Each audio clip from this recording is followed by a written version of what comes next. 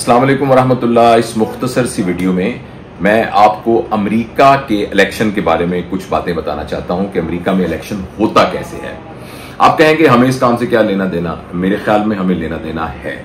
वो इसलिए कि अमेरिका बहरहाल पूरी दुनिया का सबसे बड़ा मुल्क है।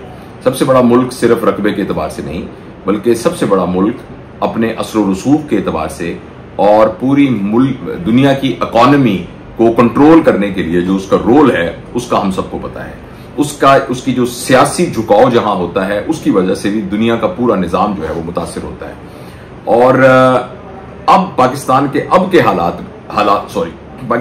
हालात में जो सियासत के पंडित हैं वो ये कहते हैं कि शायद पाकिस्तान के सियासी हालात पर भी बहुत असर पड़ेगा इस बात पर कि अमेरिका का इलेक्शन कौन जीतता है। ये बात शायद आज से 25-30 साल पहले और आज से कोई 8-10 इलेक्शंस पहले अमेरिका के ना कही जा सकती हो, क्योंकि वहां की एस्टेब्लिशमेंट के हिसाब से एक कंसिस्टेंसी जरूर थी उनकी पॉलिसीज के अंदर, चाहे रिपब्लिकन आए चाहे डेमोक्रेट्स आए, लेकिन जो उनके इंटरनेशनल स्टांस थे वो तकरीबन एक रहते थे और एक माइनर किस्म की एडजस्टमेंट होती थी।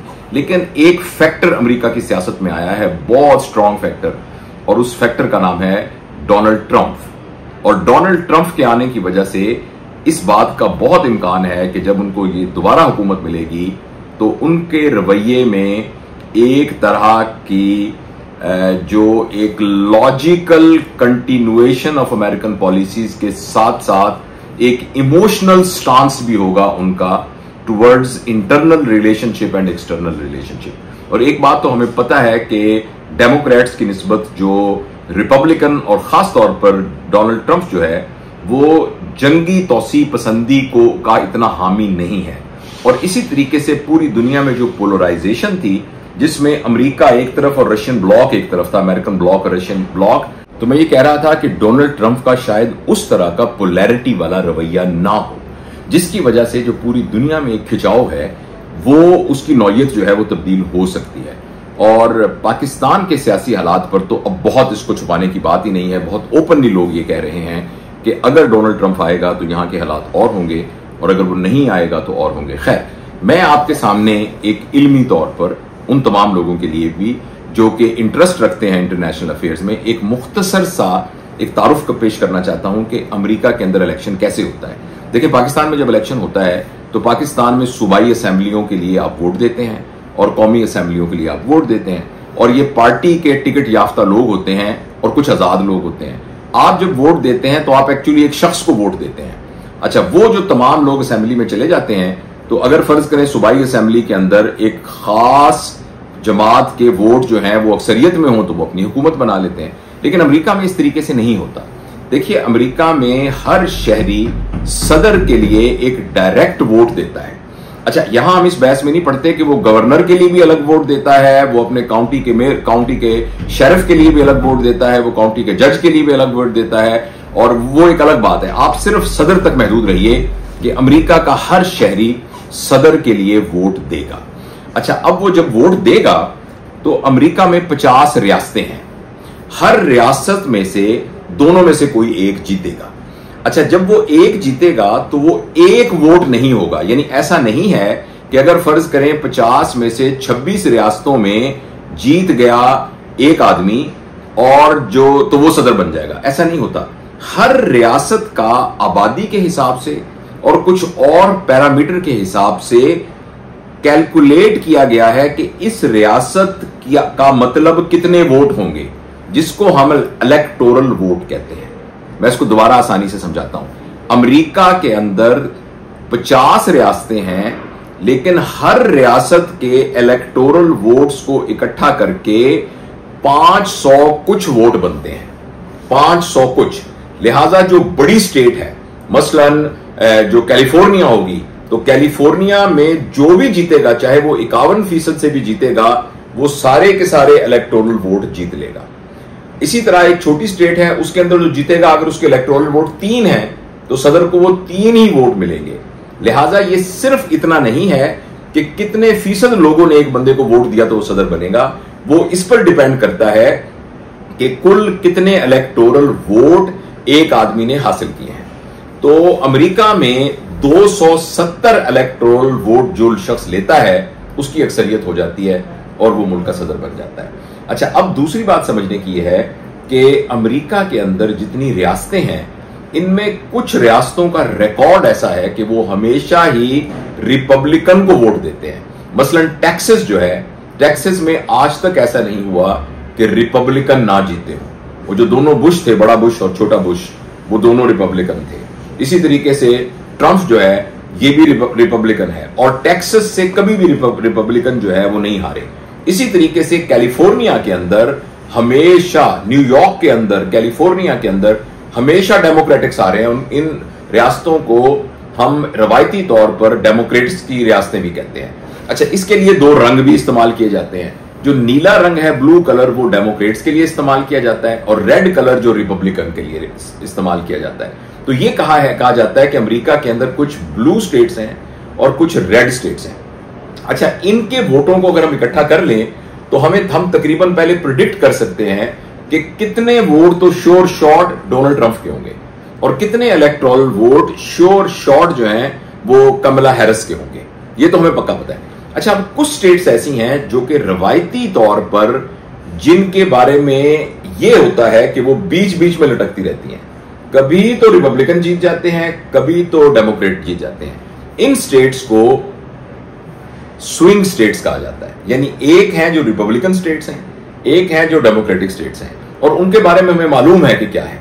जो स्विंग स्टेट्स हैं उनके जो वोट हैं वो फैसला करते हैं कि मुल्क का सदर कौन बनेगा। इसमें नॉर्थ कैरोलिना है, इसमें मिशिगन है और कुछ और स्टेट्स भी होंगी जिनका नाम मुझे नहीं मालूम।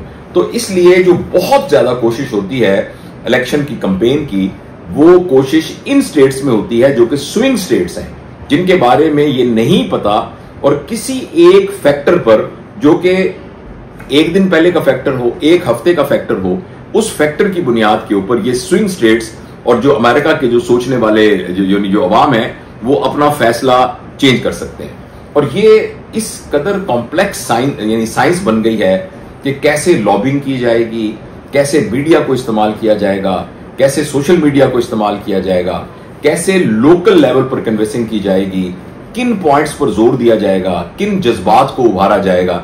अब इस तरह इस वक्त अमेरिका के अंदर जिस बुनियाद पर लोग वोट देंगे और जिस बुनियाद पर स्विंग स्टेट्स मूव करेंगी, वो फैक्टर हमारी तरह के मुल्क के फैक्टरों की तरह नहीं है। वो है कि हेल्थ को क्या करेंगे। हमारे यहां के मंशूर के अंदर हेल्थ कभी नंबर 1 प्रायोरिटी होती ही नहीं है।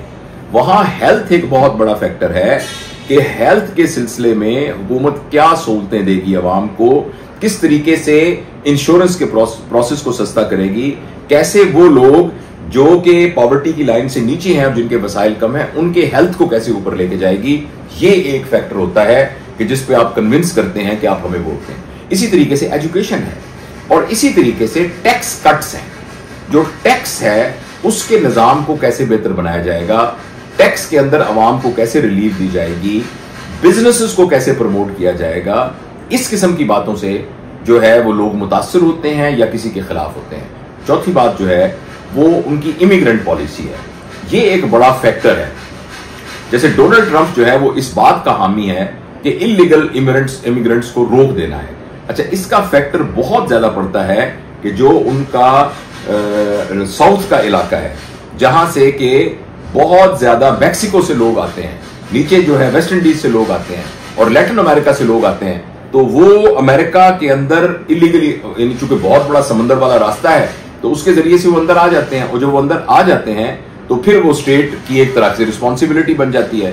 तो ये वो एक फैक्टर है जो कि डोनाल्ड ट्रंप का मुख्तलिफ है कैमला हैरिस से। तो ये कुछ फैक्टर्स हैं जिनकी बुनियाद पर अवाम जो है वो मुतासिर होते हैं किसी से और फिर जो है वो उसको वोट देते हैं। इसके अलावा कौन कौन लोग उनको सपोर्ट करते हैं। मसलन डोनाल्ड ट्रंप ने रिसेंटली उसकी जो लॉबी में एक बहुत अहम आदमी आया है वो इलॉन मस्क है और इलॉन मस्क के आने की वजह से एकदम डोनाल्ड ट्रंप का जो एक ग्राफ है वो ऊपर जाना शुरू हो गया है। अच्छा, बहरहाल मैं पिछले हफ्ते अमेरिका में था तो वहां चूंकि ये गुफ्तगू और बात होती रहती थी। मैं तो वैसे अपने काम से अल्हम्दुलिल्लाह वो जो अपना एक आजिजी वाला हम्बल सा काम है जिसमें वहां जाकर लोगों से मिलना, खासतौर पर वहां की जो हमारी एशियन कम्युनिटी है उसमें हिंदुस्तानी थे, पाकिस्तानी थे, बांग्लादेशी थे, अरब थे और अफ्रीका के लोग भी थे। और मेनली चूंकि ये मस्जिदों में फंक्शन हुए तो ये मुसलमान सारी जो कम्युनिटी थी वो थी। वो मैं कुछ और गैर मुस्लिमों से भी मिला, तो लेकिन ये कि उनके साथ बेसिकली उस कल्चर के अंदर किस तरीके से हम अपनी रूट्स के साथ जुड़े रहें और उस तरह की मल्टी एथनिसिटी के अंदर हम एक positive impact of our society उनको देकर और एक ब्रदरली हार्मनी के साथ हम एक रह सकें मुआशरे में, ये वो मौजूआत थे जिनके ऊपर हमने सारी वो गुफ्तगू हुई। लेकिन जाहिर है वहाँ तमाम लोग जो थे वो अमेरिकन इलेक्शन के बारे में बहुत डिस्कस करते थे, तो मुझे भी ये एक मौका मिला कि सारी चीज़ों को समझने का और अपनी एक बेहतर अंडरस्टैंडिंग डेवलप करने का। तो इस वक्त तो फिर आने के बाद चूंकि मेरा इंटरेस्ट था तो मैं रोज़ जो है वो आर्टिकल्स वगैरह सुबह सुबह देखता हूँ नमाज के बाद, फजर के बाद। तो आज जो मैंने देखे तो आज के हिसाब से जो दोनों में बहुत कांटेदार बराबर का मुकाबला चल रहा है, बराबर का।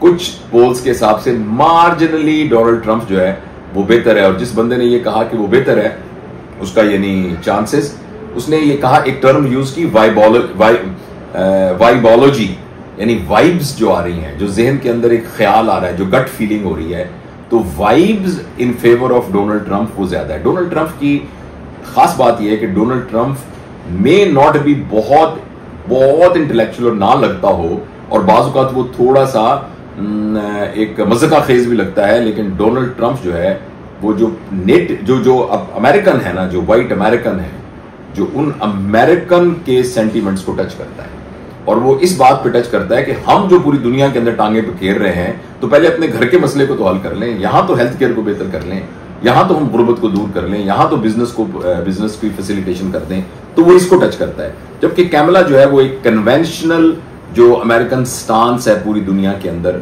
वो उसको रिप्रेजेंट करती है। तो it will be very very interesting, और जिस तरीके से अमेरिका में इसको बहुत कीनली देखा जा रहा है, पाकिस्तान में भी इसको बहुत कीनली देखा जा रहा है, और पाकिस्तान के सियासी मंजरनामे में एक तब्दीली के आने को भी इसके साथ जोड़ा जा रहा है।